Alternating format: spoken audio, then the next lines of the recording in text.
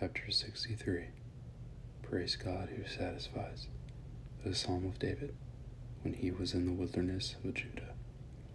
God, you are my God. I eagerly seek you. I thirst for you.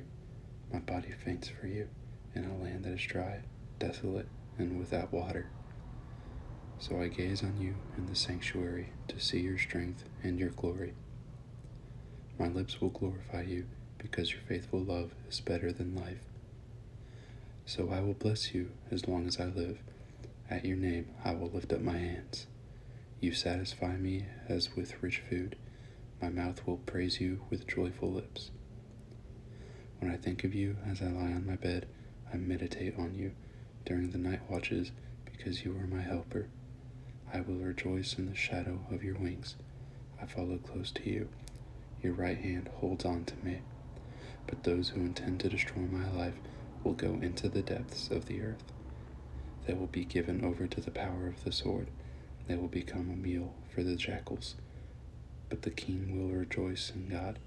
All who swear by him will boast, for the mouths of liars will be shut. Chapter 64. Protection from evildoers. For the choir director, a Psalm of David. God, hear my voice when I am in anguish. Protect my life from the terror of the enemy.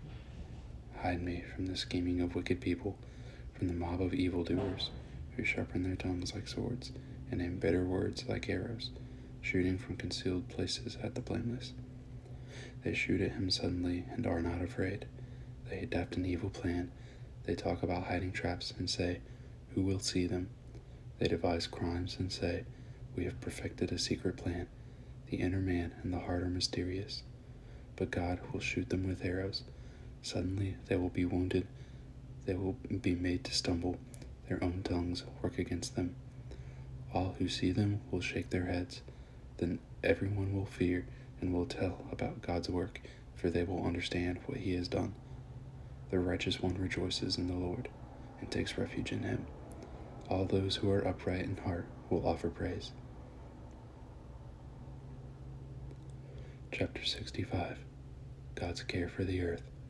For the choir director, a Psalm of David, a song. Praise is rightfully yours, God, in Zion. Vows to you will be fulfilled. All humanity will come to you, the one who hears prayer. Iniquities overwhelm me. Only you can atone for our rebellions.